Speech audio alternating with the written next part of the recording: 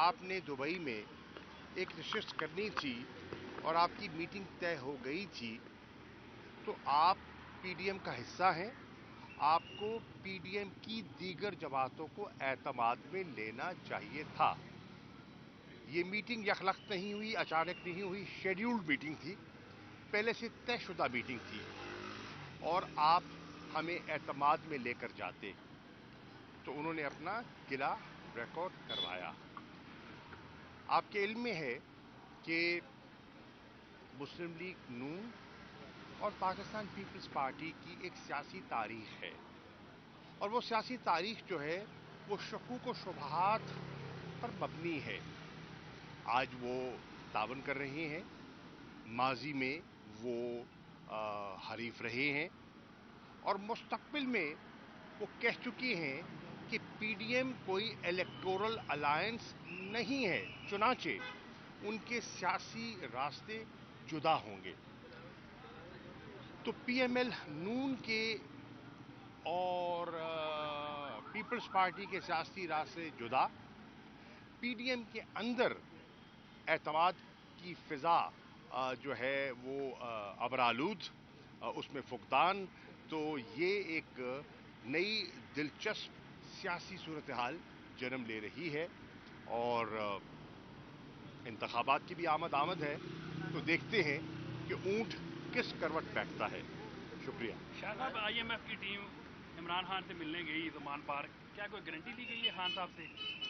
دیکھیے، I am F کی team سے ملاقات ہوئی، بہت اچھی ملاقات ہوئی۔ آئی ایم ایف نے پاکستان کو $3 ارب کی 9 ماہ کی ایک برج فیسلٹی دی ہے، اور پی ٹی آئی کی نظر میں یہ جو سٹینڈ بائی ایگریمنٹ ہے، جس کی ہم نے تائید کی ہے، جس کو ہم نے سپورٹ کیا ہے پاکستان کی خاطر، کیونکہ ہم اس نتیجے پہ پہنچے کہ اگر اس ایگریمنٹ کو سپورٹ نہیں کیا جاتا تو ڈیفالٹ کا خدشہ تھا، اور اگر خدا نہ خواستہ ملک ڈیفالٹ کر جاتا تو اس کے بڑے منفی معاشی اثرات ہونے تھے۔ ملک افراط زر جو ہے بہت چڑھا ہوا ہے، مہنگائی بہت ہے، اور اگر خدا نہ خواستہ ڈیفالٹ کر جاتے تو اس کی حد دگنی ہو جاتی، ہائپر انفلیشن ہوتی، ابھی بھی انفلیشن کم نہیں ہے، اور جو بزنس کلائمیٹ ہے، وہ کانفیڈنس تو پہلے ہی شاٹرڈ ہے، وہ فردر ویشیٹ ہو جاتا۔ تو ملک کے مفاد کو سامنے رکھتے ہوئے تحریک انصاف نے فیصلہ کیا کہ ہم اپنی ذات اور جماعت سے بالا تر ہو کے پاکستان اور ریاست پاکستان کے مفادات کو دیکھیں گے۔ گو ہماری جو حریف جماعتیں ہیں ان کا رویہ ہم سے اس کے برعکس تھا۔ آپ کو یاد ہوگا جب فیٹف کی گفتگو ہو رہی تھی اور پاکستان کی کوشش تھی، میں اس وقت وزیر خارجہ تھا، کہ ہندوستان ہمیں بلیک لسٹ پہ دھکیلنا چاہتا ہے اور ہماری کوشش ہے کہ ہم گرے لسٹ سے باہر آئیں، تو ہم نے قانون سازی اور ہم نے ایک ایسا ماحول بنایا کہ پاکستان اس سے باہر نکلے۔ بدقسمتی سے اس وقت پی ڈی ایم کی جماعتیں ہیں، انہوں نے ہم سے تعاون نہ کیا، ہم سے نہیں، پاکستان سے تعاون نہ کیا، اور انہوں نے اپنی خواہشات کا ایک پلندہ، جس کو وہ نیب قوانین کی ترامیم ہمارے سامنے انہوں نے رکھ دی اور مشروط کر دیا کہ اگر آپ نے ہمارا ووٹ لینا ہے تو نیب کے ان قوانین میں، ان شکوں میں تبدیلی لائیے۔ پھر آپ نے دیکھا کہ انہوں نے اسمبلی میں ووٹ بھی نہیں کیا، اور نیب کے قانون سازی میں انہوں نے حصہ نہیں لیا، انہوں نے بائیک آؤٹ کیا۔ الحمدللہ ہمارے نمبرز پورے تھے، الحمدللہ ہمارا ہوم ورک مکمل تھا، اور پاکستان کامیابی سے گرے لسٹ سے باہر آ گیا۔ فرق صرف اتنا ہے کہ ہم نے پاکستان کے مفادات کو ترجیح دی اور انہوں نے اپنے ذاتی مفاد کو ترجیح دی۔ ہم نے آج اپنی پارٹی کے انٹرسٹ کو دوئم رکھا اور پاکستان کے مفادات کو اولیت دی، یہ فرق ہے ایک۔ نمبر دو، پی ڈی ایم اس بات پر معاف کیجئے، پی ٹی آئی اس بات پر کنونسڈ ہے کہ یہ جو سٹینڈ بائی ایگریمنٹ ہے یہ مسئلے کا حل نہیں ہے. یہ ایک سٹاپ کیپ ارینجمنٹ ہے اور مسئلے کا حل نہیں ہے. اور پھر اس کی 3 حصے ہیں اور یہ 3 قسطیں ہوں گی. پہلی قسط انہوں نے کہا ہے وہ دینا چاہیں گے اب تاکہ جو ایک سٹیبلٹی آئے اور غیر یقینی صورتحال ختم ہو, اور وہ تقریباً $1 بلین کی ہوگی.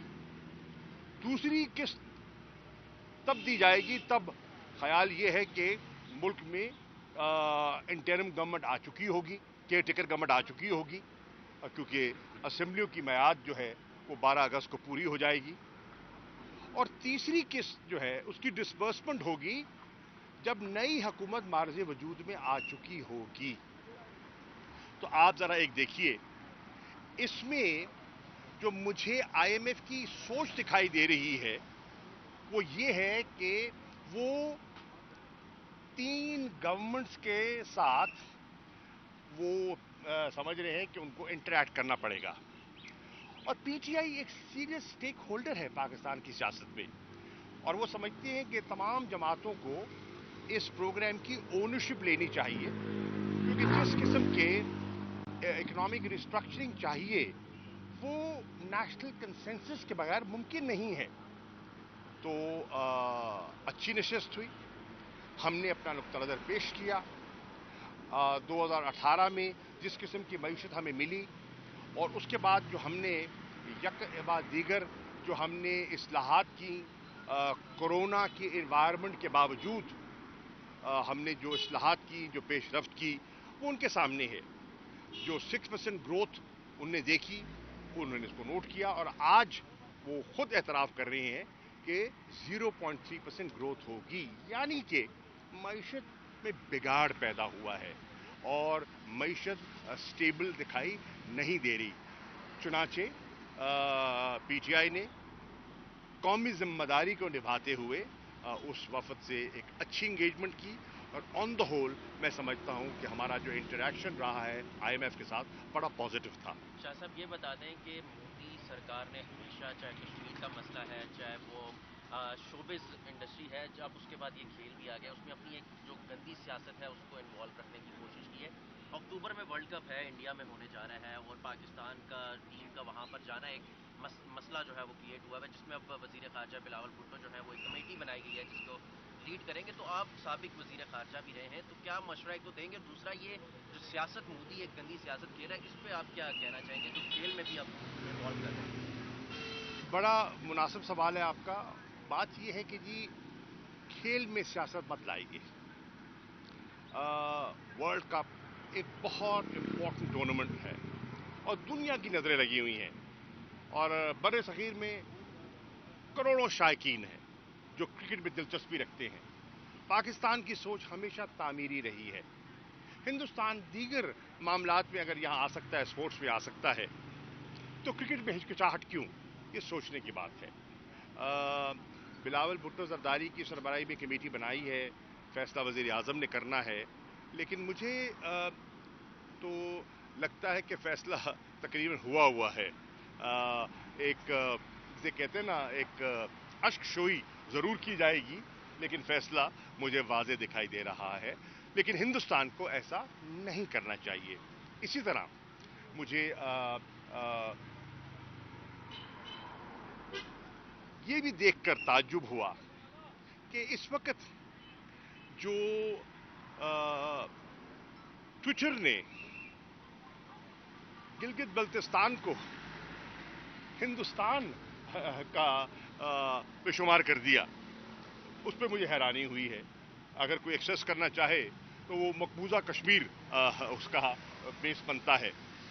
میں اس پر چاہوں گا کہ اس کا نوٹس لے, فارن آفس نوٹس لے, وزیر خارجہ اس کا نوٹس لے اور بتائے کہ پاکستان نے اور دفتر خارجہ نے اس پر کیا پوزیشن دی ہے. یہ بھی دیکھ کر تعجب ہوا کہ اس وقت جو ٹویٹر نے گلگت بلتستان کو ہندوستان کا پہ شمار کر دیا, اس پہ مجھے حیرانی ہوئی ہے. اگر کوئی ایکسیس کرنا چاہے تو وہ مقبوضہ کشمیر اس کا بیس بنتا ہے. میں اس پر چاہوں گا کہ اس کا نوٹس لے, فارن آفس نوٹس لے, وزیر خارجہ اس کا نوٹس لے اور بتائے کہ پاکستان نے اور دفتر خارجہ نے اس پر کیا پوزیشن دی ہے.